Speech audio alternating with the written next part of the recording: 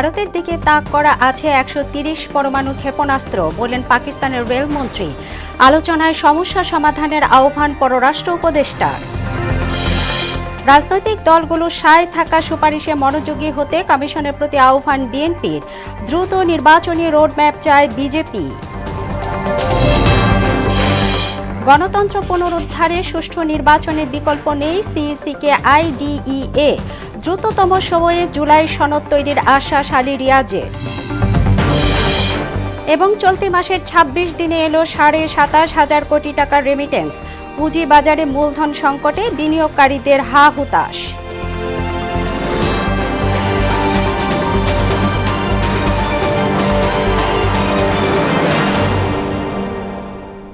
আসসালামু আলাইকুম, মোহনা সংবাদে স্বাগত। শুনছিলেন শিরোনাম, সঙ্গে আছি তাবশির আলিজা। এবার বিস্তারিত। জম্মু কাশ্মীরের পেহেলগামে হামলার পর ভারতের সঙ্গে উত্তেজনার পরিস্থিতির মধ্যেই বিস্ফোরক মন্তব্য করেছেন পাকিস্তানের রেলমন্ত্রী হানিফ আব্বাসি। ভারতকে ঘায়েল করতে তার দেশ পারমাণবিক অস্ত্র বহনে সক্ষম 130টি ক্ষেপণাস্ত্র প্রস্তুত করে রেখেছে বলে জানান তিনি। ভারতকে উদ্দেশ্য করে হানিফ আব্বাসি বলেন, শাহিন এবং গজনবী নামের ক্ষেপণাস্ত্রগুলো শোকেসে রাখার জন্য তৈরি করা হয়নি। এগুলো আর কারো নয়, তোমাদের দিকেই তাক করে রাখা হয়েছে। आप हमारा पानी बंद करेंगे, हम आपका सांस बंद कर देंगे। मैं एक वफाकी वजीर की हैसियत से कहता हूं, ये जो गौरी, शाहीन, गजनवी, ये चौकों में सजाने के लिए नहीं हमने रखे हुए, ये हमने हिंदुस्तान के लिए रखे हैं। बाबा, ये जो 130 एटॉमिक हमारे पास वेपन है, वो हमने सिर्फ मॉडल बनाने के लिए नहीं रखे हुए, और आपको पता ही नहीं कि हमने पाकिस्तान के किस किस हिस्से में रखे हुए हैं। কাশ্মীর ইস্যুকে কেন্দ্র করে ভারত এবং পাকিস্তানের মধ্যে সৃষ্ট উত্তেজনা আলোচনার মাধ্যমে সমাধানের আহ্বান জানিয়েছেন পররাষ্ট্র উপদেষ্টা তৌহিদ হোসেন। পররাষ্ট্র মন্ত্রণালয়ে সাংবাদিকদের সঙ্গে আলাপকালে তিনি বলেন, বন্ধু প্রতিম দেশ দুটি চাইলে বাংলাদেশ মধ্যস্থতার ভূমিকা পালন করতে পারে, তবে আগ বাড়িয়ে কিছু করার পক্ষে নয় ঢাকা। উপদেষ্টা বলেন, মধ্যস্থতা কিংবা দ্বিপক্ষীয় আলোচনা যেভাবেই হোক না কেন, বাংলাদেশ চায় উত্তেজনা প্রশমিত হয়ে শান্তি বজায় থাকুক। ভারত এবং পাকিস্তানের মধ্যে দীর্ঘদিন থেকে বিভিন্ন ইস্যুতে সংঘাতময় সম্পর্ক আছে, কিন্তু আমরা চাই না যে এখানে কোনো বড় কোনো এমন সংঘাত সৃষ্টি হোক যেটা এই অঞ্চলের মানুষের জন্য কোনো বিপদের কারণ হয়ে উঠতে পারে। আমরা চাইব, ভারত পাকিস্তান দুই দেশের সাথে আমাদের সুসম্পর্ক বিদ্যমান, আমরা চাইব যে তারা আলাপ আলোচনার মাধ্যমে তাদের সমস্যার সমাধান করে ফেলুক। আমরা ইতিমধ্যে দেখেছি যে মধ্যস্থতার প্রস্তাব দু একটি দেশের কাছ থেকে এসেছে। যেভাবেই হোক, মধ্যস্থতার মাধ্যমে হোক অথবা দ্বিপক্ষীয় আলাপ আলোচনার মাধ্যমে হোক, আমরা চাই যে উত্তেজনা প্রশমিত হোক এবং ঐকমত্য কমিশনের যেসব সুপারিশের রাজনৈতিক দলগুলো একমত হয়েছে, এর বাইরে সংস্কারের কোনো সুযোগ নেই বলে জানিয়েছেন বিএনপির স্থায়ী কমিটির সদস্য আমির খসরু মাহমুদ চৌধুরী। বলেন, অন্তর্বর্তী সরকারের সব সংস্কার ইস্যুতে একমত হতে হবে এমন চাওয়া আসলে বাকশালী চিন্তা। বিকেলে বিজেপির সঙ্গে দলের লিয়াজো কমিটির বৈঠকে এসব কথা বলেন তিনি। আর কালক্ষেপণ না করে দ্রুত নির্বাচনী রোডম্যাপ ঘোষণার দাবি জানান বিজেপি চেয়ারম্যান আন্দালিব রহমান পার্থ। বিস্তারিত জানাচ্ছেন তানজিদ ভুইয়া। যুগপৎ আন্দোলনের অংশ হিসেবে সমমনা রাজনৈতিক দলগুলোর সঙ্গে ধারাবাহিক আলোচনা করছে বিএনপি। এরই অংশ হিসেবে রবিবার বাংলাদেশ জাতীয় পার্টি বিজেপির সঙ্গে বৈঠকে বসে দলটির লিয়াজু কমিটি। আন্দালিব রহমান পার্থের নেতৃত্বে অংশ নেয় বিজেপির 10 সদস্যের প্রতিনিধি দল। বৈঠক শেষে আন্দালিব রহমান পার্থ বলেন, সংস্কারের নামে নির্বাচন পেছানো মেনে নেবে না দেশের জনগণ। আমরাও সংস্কারের পক্ষে, তবে এটাও বাস্তব যে সংস্কার আপনারা করেন, কিন্তু বড় সংস্কার করতে হলে জনগণের ম্যান্ডেট ছাড়া সেই সংস্কার যদি হয়, তাহলে সেই সংস্কার খুব কঠিন হবে না। সংস্কারের নাম বলে নির্বাচনকে যদি পেছানো যায়, এবং একটা সরকার, একটা দায়িত্বশীল সরকার যখন বলে ডিসেম্বর থেকে জুনের মধ্যে নির্বাচন হবে, এই ধরনের আনসার্টেনিটি থেকে দেশকে কোনোদিনও একটা সরকার ঠেলে দিতে পারে না। বিএনপির স্থায়ী কমিটির সদস্য আমির খসরু মাহমুদ চৌধুরী বলেন, বড় সংস্কারগুলোর জন্য জনগণের ম্যান্ডেট দরকার। বর্তমান প্রেক্ষাপটে নির্বাচনী রোডম্যাপ জরুরি বলেও মন্তব্য করেন তিনি। বিভিন্ন দর্শন, চিন্তা ভাবনা থাকবে, ভিন্নমত থাকবে। বিষয়টা হচ্ছে যেখানে ঐক্যমত হয়েছে সেগুলোর বাইরে সংস্কার করার কোনো সুযোগ নাই। এর বাইরে যেটা করতে যাবে সেটা আপনাকে ডেমোক্রেটিক প্রসেসের মাধ্যমে আসতে হবে, নির্বাচনী প্রক্রিয়ার মাধ্যমে আসতে হবে, জনগণের ম্যান্ডেট নিয়ে আসতে হবে। সুতরাং যেগুলো ঐক্যমত হয়েছে এই বিষয়গুলো জাতির সামনে কেন তুলে ধরা হচ্ছে না, এটাই প্রশ্ন। সংস্কার ইস্যুতে জাতীয় ঐক্যমত্য কমিশনের যেসব সুপারিশে রাজনৈতিক দলগুলো একমত হয়েছে সেগুলো এতদিনেও কেন জাতির সামনে আনা হয়নি এমন প্রশ্ন তুলেন বিএনপির এই নেতা। যত তাড়াতাড়ি সম্ভব নির্বাচনের রোডম্যাপ দিয়ে আশ্বস্ত করতে হবে জাতি গণতন্ত্রের দিকে যাচ্ছে, জাতি গণতন্ত্র ফিরে পেতে যাচ্ছে এবং গণতন্ত্রের বাহক হচ্ছে নির্বাচন। তার মাধ্যমে আপনি গণতান্ত্রিক ট্রানজিশনে যে যাবেন এটা জাতিকে জানতে হবে। এদিকে প্রাইম এশিয়া ইউনিভার্সিটির শিক্ষার্থী পারভেজ হত্যায় জড়িতদের শাস্তির দাবিতে আয়োজিত বিক্ষোভ সমাবেশে দলের যুগ্ম মহাসচিব আব্দুস সালাম আজাদ বলেন, অন্তর্বর্তী সরকার ব্যর্থ হলে গণতন্ত্র ধ্বংস হবে। তিনি তার কোনো আত্মক্রোধ না রেখে জনগণের প্রতি বিশ্বাস রেখে আস্থা রেখে ৩১ দফার মধ্য দিয়ে সমস্ত কিছু তিনি ফয়সালা করবেন। তানজিদ ভুইয়া, মোহনা সংবাদ, ঢাকা। রাষ্ট্রপতি ও প্রধানমন্ত্রীর ক্ষমতায় ভারসাম্য চায় জামাতে ইসলামী। এছাড়া আগামী নির্বাচন সুষ্ঠু করতে প্রতিটি কেন্দ্রে সিসিটিভি স্থাপনের দাবি তাদের। দুপুরে ইইউ প্রতিনিধি দলের সঙ্গে জামায়াতের আমিরের বৈঠক শেষে একথা জানান দলটির নায়েবে আমির সৈয়দ আবদুল্লাহ মোহাম্মদ তাহের। তিনি বলেন, নির্বাচন নিয়ে প্রধান উপদেষ্টার টাইমলাইনের বিষয়টিকেই গুরুত্ব দিচ্ছে জামায়াতে ইসলামী। নারী পুরুষের অধিকারের বিষয়ে জামায়াতে ইসলামী অত্যন্ত সচেতন এমন মন্তব্য করে তাহের বলেন, সংখ্যালঘু এবং নারীদের বিষয়ে তাদের ভূমিকায় সন্তুষ্ট ইইউ। বাংলাদেশের আগামী নির্বাচন এবং নির্বাচনের অবজারভার পাঠানোর ব্যাপারে আমরা কথা বলেছি। ইকুয়াল প্লেইং ফিল্ড তৈরি হওয়ার জন্য বিশেষ করে প্রত্যেকটি বুথে ইলেকশনে সিসি ক্যামেরা যাতে সংযোজিত থাকে আমরা এটা প্রস্তাব করেছি। তারা এই প্রস্তাবকে খারিজ করেছে। প্রেসিডেন্ট প্রধানমন্ত্রীর ক্ষমতার ভারসাম্য আমরা চাই এবং প্রধানমন্ত্রীর পদে দুইবারের বেশি কেউ নির্বাচিত হতে পারবে না। ইলেকশন কমিশনের রিফর্মস কমিশনের এই প্রস্তাবের সাথে আমরা একত্র পোষণ করেছি। আগামী জাতীয় নির্বাচন অবাধ সুষ্ঠু হলে বাংলাদেশের গণতন্ত্র পুনরুদ্ধারের পথ সুগম হবে বলে মনে করছে international institute for democracy and electoral assistant IDEA। দুপুরে নির্বাচন ভবনে সিইসি AMM নাসির উদ্দিনের সঙ্গে সাক্ষাৎ করে গণমাধ্যমকে একথা জানান সংস্থার প্রতিনিধি রিখিলা তামাং। রিপোর্ট করছেন এমআর আসাদ।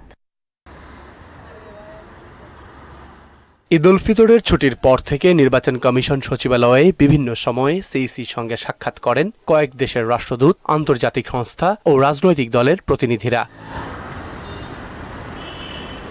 রোববার ইসি সচিবালয়ে প্রধান নির্বাচন কমিশনারের সঙ্গে সাক্ষাৎ করেন IDEA-র এশিয়া প্যাসিফিক ডিরেক্টর রিখিলা তামাং। পরে সাংবাদিকদের সঙ্গে কথা বলেন তিনি। And we understand that there are a number of issues that needs to be still worked out. Particularly on what it comes to the types of reforms that can be implemented before the next national elections, and what are the issues that needs to be decided by the new elected government and the parliament. আগামী সংসদ নির্বাচন সুষ্ঠু হলে গণতন্ত্র পুনরুদ্ধারের ক্ষেত্রে অনেক দূর এগিয়ে যাওয়া সম্ভব হবে বলে মত দেন রিখিলা। Elections which are inclusive, genuinely competitive and transformative, because I think that's Bangladesh public expectation now, is that these new elections will be free, fair, credible, but also representative, inclusive, and will then pave the way for the really transformative reforms and basically resetting, as the saying goes here, resetting Bangladesh's democracy. এদিকে বিকেলে বাংলাদেশ খেলাফত আন্দোলনের 4 সদস্যের একটি প্রতিনিধি দল প্রধান নির্বাচন কমিশনারের সঙ্গে সাক্ষাৎ করেন। এমআর আসাদ, মোহনা সংবাদ, ঢাকা। 5 কমিশনের দেয়া সংস্কার প্রস্তাবনায় গণসংহতি আন্দোলনের সঙ্গে সংলাপে বসেছে জাতীয় ঐকমত্য কমিশন। সকাল 10:30টার দিকে সংসদ ভবনের LD হলে এই বৈঠক শুরু হয়। শুরুতে কমিশনের সহ সভাপতি ডক্টর আলী রিয়াজ বলেন, পুঞ্জীভূত সংকট উত্তরণে সংস্কার কমিশন প্রতিবেদন দিয়েছে। যে ঐক্যের মাধ্যমে ফ্যাসিবাদের পতন ঘটেছে সেই ঐক্য বজায় রাখতে হবে। তিনি আরও বলেন, পরবর্তী প্রজন্ম এবং নতুন বাংলাদেশের জন্য এই প্রচেষ্টা, এতে রাজনৈতিক দলগুলোর সহযোগিতা অব্যাহত থাকবে। দ্রুত সময়ের মধ্যে জুলাই সনদ তৈরি হবে বলেও জানান আলী রিয়াজ। শুধুমাত্র এই সংস্কার কমিশনের প্রতিবেদনগুলো বাস্তবায়নই যথেষ্ট নয়, সেজন্য দরকার একটি গণতান্ত্রিক রাষ্ট্রের কাঠামো তৈরি করা। ফ্যাসিবাদের বিরুদ্ধে জনসাধারণের ঐক্যবদ্ধ প্রচেষ্টাই আসলে ফ্যাসিবাদী শাসককে পলায়নে বাধ্য করেছে। এই ঐক্য বজায় রেখে এই ঐক্যের যে মূল চেতনা, সেটাকে ধারণ করে আমাদেরকে অগ্রসর হতে হবে।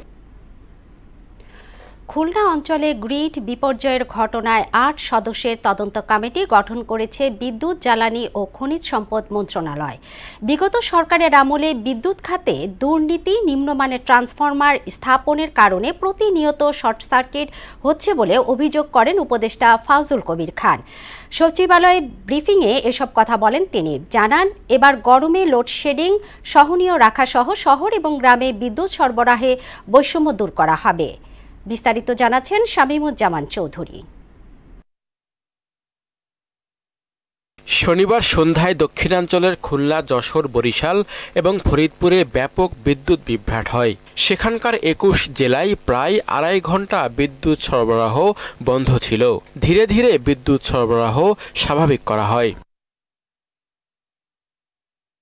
এই ঘটনাকে কেন্দ্র করে সংশ্লিষ্ট কর্তৃপক্ষকে নিয়ে বৈঠক করেন বিদ্যুৎ ও জ্বালানি উপদেষ্টা ফাউজুল কবির খান। খুলনা এবং বরিশাল বৈঠক শেষে উপদেষ্টা জানান, ডাবল লাইন ত্রুটির ফলে খুলনা অঞ্চলে ব্ল্যাকআউট হয়। Aminbazar, Gopalganj double line circuit লাইনে একটা ফল্ট হয়েছে। ফল্ট মানে হচ্ছে দুটো তার একত্র হয়ে যাওয়া বা কাছাকাছি হয়ে যাওয়া, এটার ফলে কিন্তু এই জিনিসটা হয়েছে। কমিটিটা করছি, এটা কিন্তু বিদ্যুতের কাউকে প্রদান করি নাই।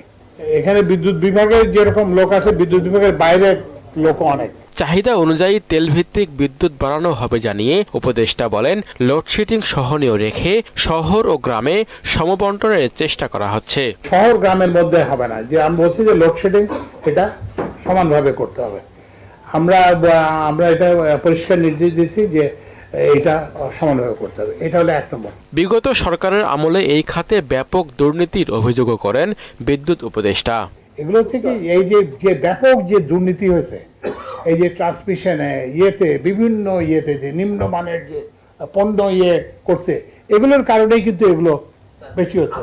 গ্যাস সংকটের কথা স্বীকার করে ফাউজুল কবির খান বলেন, পর্যাপ্ত এলএনজি আমদানির মতো আর্থিক সক্ষমতা এই মুহূর্তে নেই। এই যে জনগণকে একটা সহনীয় বিদ্যুৎ পরিস্থিতি করা। শামীমুজ্জামান চৌধুরী, মোহনা সংবাদ, ঢাকা। আইন মন্ত্রণালয় ও স্বরাষ্ট্র মন্ত্রণালয়ের গাফিলতির কারণে সাবেক প্রধান বিচারপতি খায়রুল হককে এখনও গ্রেফতার করা হয়নি বলে জানিয়েছেন জাতীয়তাবাদী আইনজীবী ফোরামের মহাসচিব ব্যারিস্টার কায়সার কামাল। খায়রুল হককে অবিলম্বে গ্রেফতার এবং বিচারের মুখোমুখি করতে সুপ্রিম কোর্ট সহ সারা দেশের আদালতে বিক্ষোভ কর্মসূচি ঘোষণা করা হয় আইনজীবী ফোরামের পক্ষ থেকে। যত হত্যাযজ্ঞ এই বাংলাদেশে, যত গুম খুন যা কিছু হয়েছে, সব কিছুর মূল হোতা হচ্ছেন এই খায়রুল হক। বাংলাদেশে গণতন্ত্র পুনঃপ্রতিষ্ঠা, আইনের শাসন, মানবাধিকার রক্ষায় আমরা অবিলম্বে উচ্চ আদালত এবং নিম্ন আদালতের ফ্যাসিবাদের দোষর ও চিহ্নিত দুর্নীতিবাজ এবং দলবাল বিচারকদের অপসারণ দাবি করছি। 29 এপ্রিল মঙ্গলবার বাংলাদেশের সর্বোচ্চ আদালত, সুপ্রিম কোর্ট সহ ঢাকা বার সহ সারা বাংলাদেশের প্রত্যেকটা আদালতে খায়রুল হককে আইনের আওতায় আনার লক্ষ্যে প্রতিবাদ এবং বিক্ষোভ কর্মসূচি গ্রহণ করা হয়েছে। চলতি মাসের প্রথম ২৬ দিনে ২২৭ কোটি ১০ লাখ ডলার রেমিটেন্স এসেছে দেশীয় মুদ্রায়, যার পরিমাণ ২৭,৭০৬ কোটি টাকা। বাংলাদেশ ব্যাংকের হালনাগাদ প্রতিবেদনে বলা হয়, চলতি মাসের প্রথম ২৬ দিনে রাষ্ট্রায়ত্ত ব্যাংকের মাধ্যমে এসেছে ৮৫ কোটি ৩৮ লাখ ডলার। এছাড়া বিশেষায়িত একটি ব্যাংকের মাধ্যমে ১১ কোটি ৯৪ লাখ, বেসরকারি ব্যাংকের মাধ্যমে ১২৯ কোটি ৩৫ লাখ ৭০ হাজার এবং বিদেশি ব্যাংকের মাধ্যমে এসেছে ৪২ লাখ ৭০ হাজার ডলার রেমিটেন্স। প্রতিদিন গড়ে রেমিটেন্স আসছে ৮ কোটি ৭৩ লাখ ডলার বা ১,০৬৬ কোটি টাকা। কেন্দ্রীয় ব্যাংক জানায়, মার্চ মাসে আসা রেমিটেন্সের পরিমাণ ছিল ৩২৯ কোটি ডলার বা ৪০,১৩৮ কোটি টাকা। জুলাই বিপ্লবের পর শেয়ার বাজারের মূলধনে কমেছে ৩৭,০০০ কোটি টাকা, আর এই সময়ে মূল্য সূচক কমেছে ৮০০ পয়েন্ট। এ অবস্থায় পুঁজি হারিয়ে দিশেহারা লাখ লাখ ক্ষুদ্র বিনিয়োগকারী। এজন্য নিয়ন্ত্রক সংস্থা সিকিউরিটিজ অ্যান্ড এক্সচেঞ্জ কমিশনের ব্যর্থতাকে দায়ী করছেন বাজার সংশ্লিষ্টরা। বিস্তারিত রেজা খানের রিপোর্টে। অবস্থা খারাপ আছে কি জন্য? কোনো লাভ করতে পারে কিছু? শেখ হাসিনার মতো যেরকম নষ্ট করছে তার দ্বিগুণের দ্বিগুণ নষ্ট করে যাচ্ছে শেয়ার বাজার। এখন তার চাইতে বেশি যাচ্ছে। ১০০ টাকা শেয়ার কেন ৩০ টাকা? লাগাতার পুঁজি হারিয়ে এভাবেই ক্ষোভ জানান অনেক বিনিয়োগকারী। শেয়ার বাজারের পরিস্থিতি কোনো সমাধান নাই, এটা কেমন লজ্জাজনক ব্যাপার না? ডক্টর ইউনূস একটা আন্তর্জাতিক খ্যাতি সম্পন্ন লোক, তাই না? তার সারা বিশ্বে তার সুনাম আছে, কিন্তু বাংলাদেশের ইন্টারনাল পরিস্থিতিকে সে অবজ্ঞা করে কেন? তলানিতে বাজারের অবস্থা ভালো না। গেল বছরের আগস্ট মাসে ডিএসসির বাজার মূলধন ছিল ৭,০১,০৭৮ কোটি ২৮ লাখ ৬২ হাজার টাকা, আর এখন তা দাঁড়িয়েছে ৬,৬৩,৪৫০ কোটি ১৪ লাখ টাকায়। এই সময়ে মূলধন কমেছে প্রায় ৩৭,৫০০ কোটি টাকা। শেয়ার মার্কেটে যে একটা আস্থা আছে, সেই আস্থাটা এখন পর্যন্ত আনতে পারেনি। এই মার্কেটে আর নতুন করে কোনো বিনিয়োগকারী তো আসবেই না। আর গেল আগস্টে ডিএসইএক্স সূচক ছিল ৫,৭৭৮.৬৩ পয়েন্ট, তা বর্তমানে এসে দাঁড়িয়েছে ৪,৯৭২.৫৯। এই সময়ে সূচক কমেছে ৮০০ পয়েন্ট। গেম তো আগে আরো ১৫ বছর আগের থেকেই চলতেছে। এই গেম খেলা যে কবে শেষ হবে? নিয়ন্ত্রক সংস্থার ব্যর্থতায় পুঁজিবাজার ধ্বংসের দ্বারপ্রান্তে এসে পৌঁছেছে বলে জানান ঢাকা স্টক এক্সচেঞ্জের senior vice president Ahmed Rashid Lali. ৮ মাস গত হয়েছে, টাস্কফোর্সের উপরে নির্ভর করে এসইসি কোনো কাজ করে নাই। এই ভলিউমে যারা কন্ট্রিবিউট করে সেই সকল অ্যাকাউন্ট ফ্রিজ করে রাখছেন। এখন ওই লোকগুলা, ওই বিনিয়োগকারীরা জানেই না ৮ মাস হয়ে গেল যে কেন আমার অ্যাকাউন্ট ফ্রিজ হয়েছে। বিনিয়োগকারীদের স্বার্থ সংরক্ষণ ছাড়া শেয়ার বাজার বাঁচানোর বিকল্প নেই বলেও জানান তিনি। যে বিনিয়োগকারী এই বাজারের মূল চালিকা শক্তি, ওদের চেহারার দিকে তাকানো যায় না। ওরা মরা মানুষের মতো, ইসিজির মতো হয়ে গেছে। রেজা খান, মোহনা সংবাদ, ঢাকা। মাগুরার চাঞ্চল্যকর শিশু আসিয়া ধর্ষণ ও হত্যা মামলার প্রথম দিনে সাক্ষ্য গ্রহণ শেষ হয়েছে। সকাল 10:30টার দিকে মাগুরা চিফ জুডিশিয়াল ম্যাজিস্ট্রেট আদালতের নারী ও শিশু নির্যাতন দমন ট্রাইব্যুনাল আদালতে সাক্ষ্য গ্রহণ শুরু হয়। গত 13 মার্চ ঢাকায় সম্মিলিত সামরিক হাসপাতালে চিকিৎসাধীন অবস্থায় মারা যায় ধর্ষণের শিকার 8 বছরের শিশুটি। এর আগে মাগুরা শহরের নিজ নান্দোয়ালি গ্রামে বোনের শ্বশুর বাড়ি বেড়াতে গিয়ে 6 মার্চ ধর্ষণের শিকার হয় সে। দেশের হাজারো ডিলারের অংশগ্রহণে অনুষ্ঠিত হল আমান ফিডের বর্ণিল বার্ষিক ডিলার সম্মেলন।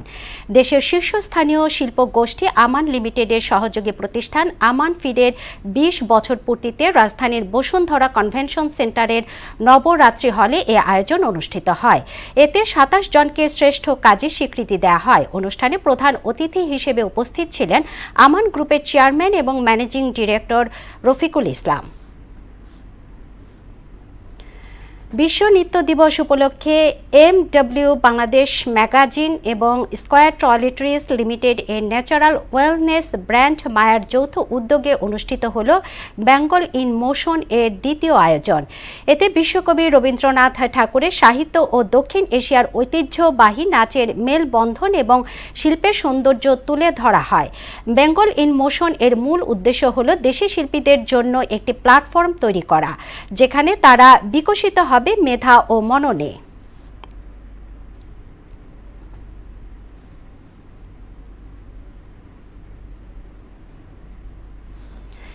দেশের বাইরের খবর। কানাডার ভ্যানকুভারে ফিলিপিনো স্ট্রিট ফেস্টিভ্যালে উৎসবরত জনতার উপর গাড়ি তুলে দেওয়ার ঘটনায় 9 জন নিহত হয়েছেন, আহত বহু মানুষ। স্থানীয় পুলিশের বরাত দিয়ে কথা জানিয়েছে বিবিসি। স্ট্রিট ফেস্টিভ্যালে উপস্থিত ছিলেন কয়েক হাজার মানুষ। স্থানীয় সময় শনিবার রাত 8টার পরে শহরের সানসেট অন ফ্রেজার এলাকায় এ ঘটনা ঘটে। পুলিশ জানায় ইতোমধ্যে গাড়ি চালককে আটক করা হয়েছে। এ ঘটনায় শোক জানিয়েছেন কানাডার প্রধানমন্ত্রী মার্ক কার্নি। প্রতিযোগিতা নয়, বন্ধুত্বের গল্প লিখতে ঝাঁকজমকপূর্ণ আয়োজনে ট্রফি উন্মোচিত হল Bangladesh international hotel association champions লিগের। রাজধানীর একটি হোটেলে বিকেলে বিসিবি সভাপতি ফারুক আহমেদের উপস্থিতিতে এ আয়োজন সম্পন্ন হয়। অনুষ্ঠানে ঢাকাই সিনেমার চিত্রনায়ক মামুনুন হাসান ইমন, অভিনেত্রী বিদ্যা সিনহা মিম সহ দেশের এক ঝাঁক তারকার উপস্থিতিতে এই মহোৎসবের সূচনা ঘটে। এবারের বিসিএলে দেশের 20টি আন্তর্জাতিক মানের হোটেল অংশগ্রহণ করবে। I will hope that you'll have a team to participate even in abroad, probably any other country, that cricket playing nation, why not? So that will be another thing. And hospitality is so important and hotels are so important. You see, in every sports, I mean, this is the industry that really goes hand with any kind of sport. শেষ করছি মোহনা সংবাদ, তবে যাবার আগে শিরোনামগুলো আরও একবার।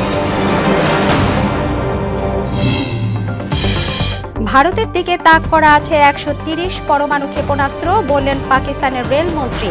আলোচনায় সমস্যা সমাধানের আহ্বান পররাষ্ট্র উপদেষ্টার। রাজনৈতিক দলগুলো সায় থাকা সুপারিশে মনোযোগী হতে কমিশনের প্রতি আহ্বান বিএনপির। দ্রুত নির্বাচনী রোডম্যাপ চায় বিজেপি। গণতন্ত্র পুনরুদ্ধারে সুষ্ঠু নির্বাচনের বিকল্প নেই, সিইসিকে আইডিইএ। দ্রুততম সময়ে জুলাই সনদ তৈরির আশ্বাস আলী রিয়াজের। এবং চলতি মাসের 26 দিনে এলো 27,500 কোটি টাকার রেমিটেন্স। পুঁজি বাজারে মূলধন সংকটে বিনিয়োগকারীদের হা হুতাশ। এই ছিল মোহনা সংবাদে। পরবর্তী সংবাদ রাত 12:30টায়। মোহনা সবশেষ খবর জানতে ভিজিট করুন www.mohana.tv। সংবাদ দেখতে পারেন ফেসবুক ও ইউটিউবে। এতক্ষণ সঙ্গে থাকার জন্য ধন্যবাদ সবাইকে।